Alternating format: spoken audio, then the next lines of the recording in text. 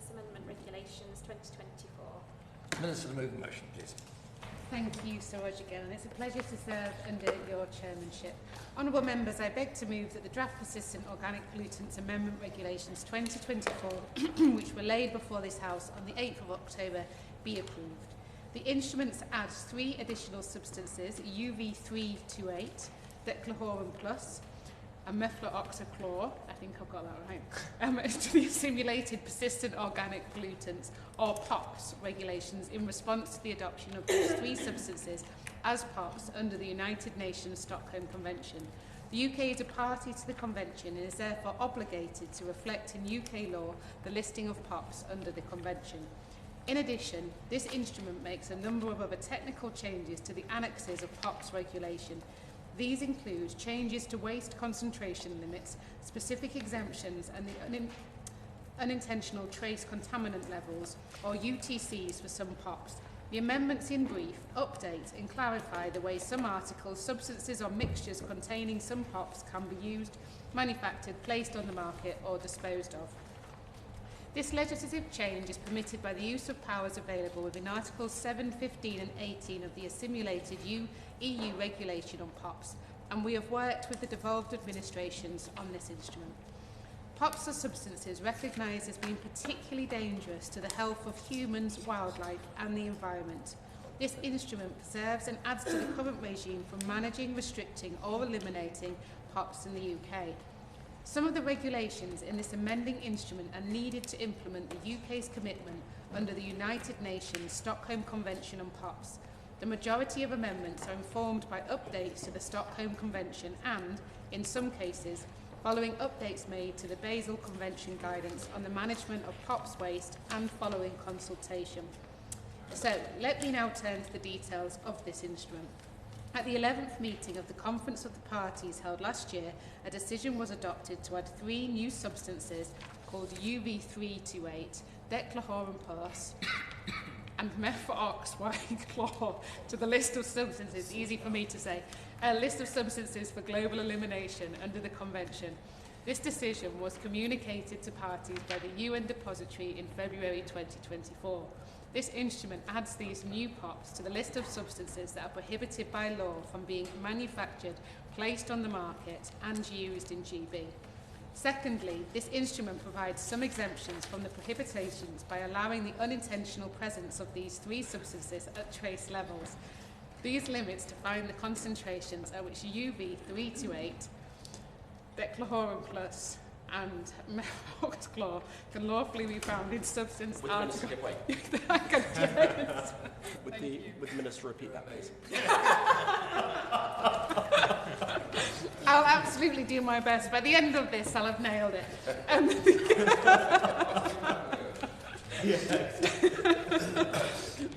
Sorry. Declohorum Plus, got that one. And methloxychlor can lawfully be found in substance, article or mixture. They will also be listed alongside time-limited exemptions for their continued use in specific circumstances. These exemptions are available following agreement by the Stockholm Convention's Conference of the Parties. This instrument will make a number of further changes to Annex 1 of POPs regulation, including the addition of a UTC level for 2 POPs that are already prohibited in GB. It will also make amendments to the UTC levels and specific exemptions listed for the substance PFOI, including a provision to phase out or remove exemptions which are no longer required, and the tightening of requirements regarding a specific exemption for the use of PFOI micropowders. Annexes 4 and 5 of the POPs regulation relate to the treatment of waste containing POPs. This instrument will add or update waste concentration limits for several POPs.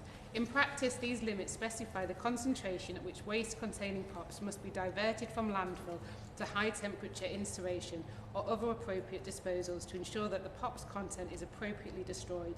Importantly, this includes the introduction of a limit specifically targeted at firefighting foam mixtures containing PFOI, a substance in the PFAS group of chemicals, to ensure environmentally sound disposal of any remaining stockpiles of these foams. Finally, this instrument will update the maximum concentration limit for a number of POPs and add DECA-BDE a brominated flame retardant to the list of PBDEs in Annex 5 of the POPs regulation. Maximum concentration limits set the threshold at which waste handlers can apply to permanently store certain wastes in designated landfill for hazardous waste or salt mines, where it can be demonstrated that destruction is not the environmentally preferred option. The instrument will also add 2 new European waste catalogue codes to this provision, one for fly ash from peat and untreated wood, and one for soils and stones.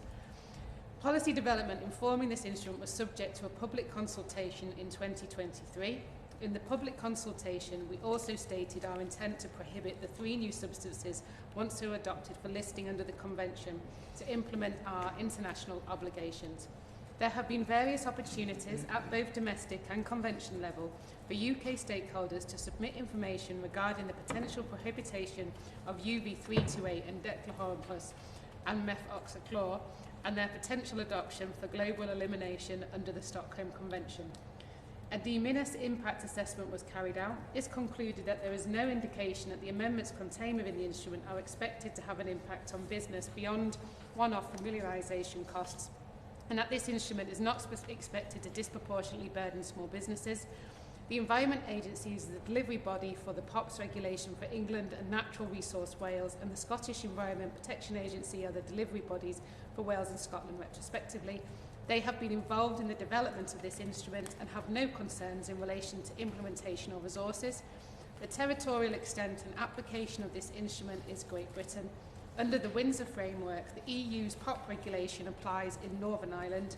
The devolved administration in Wales and Scotland were engaged in the development of the instrument and have consented to it being made on a GB-wide basis.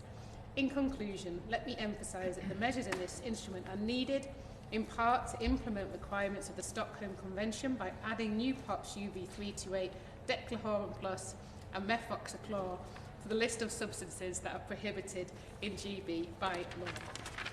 Other amendments included in this instrument ensure that the POPs regulation is adapted to scientific and technical progress in our understanding and treatment of POPs.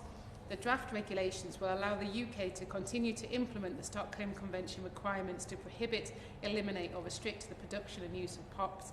I commend the draft regulations to the House. The question is that the committee has considered the draft Persistent Organic Pollutants Amendment Regulations 2024. Opposition front bench, Dr. Neil Hudson. Thank you, Sir Roger, and it's a privilege to serve under your chairmanship, and it's a pleasure to be opposite the Minister opposite. It's a little bit like Groundhog Day. I think we're going to be up against each other quite a lot. So in looking at another Bill Murray film, whether in terms of Caddyshack, whether I'll be like the gopher to Bill Murray's Greenkeeper is another matter. Anyway.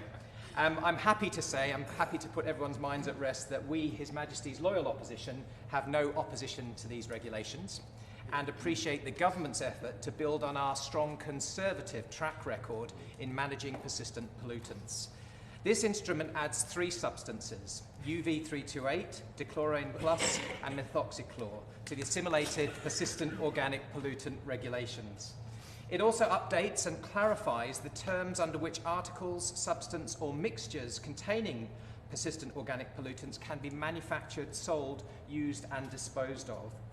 These updates ensure that we remain aligned with our commitments under the UN Stockholm Convention, and I'm also pleased to note that the development of these changes was subject to a public consultation in 2023. Importantly, there is no indication that the amendments in this instrument will negatively impact businesses or disproportionately burden small businesses. This is a consideration that we must always keep in mind. Furthermore, I'm extremely pleased that this instrument aligns with the Windsor framework and will be adopted nationwide.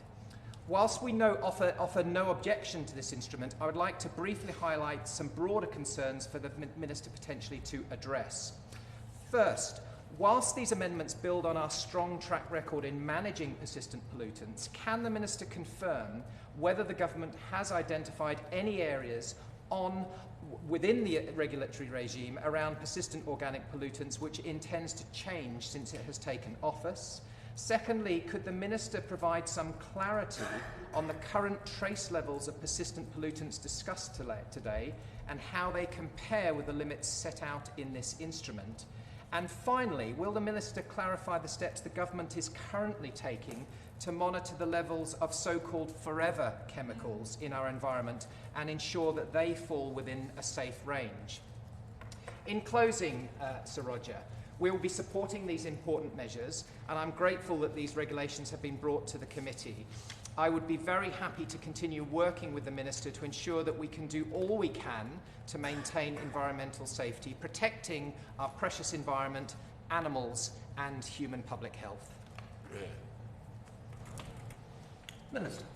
Thank you very much, and I thank the honourable gentleman for his contribution, and I look forward to seeing him, I think, at many debates in the future, and I commend him on his first time tick on being able to discuss the chemicals today. So, in terms of updating on HoC, I'm pleased he's raised the issues around forever chemicals, because it's an issue that is concerning me, and I imagine that we're going to see each other and talk about this in more detail as we go through. In terms of this particular statutory instrument, obviously all of the details of what it relates to we've outlined today, but his wider point of sharing concerns around POP, sharing concerns around forever chemicals is one definitely shared by me, and I hope it is something that we can work together on, because these are, I think the dangers and concerns around these chemicals are coming more to light as we move forward. I won't detain everyone longer than necessary.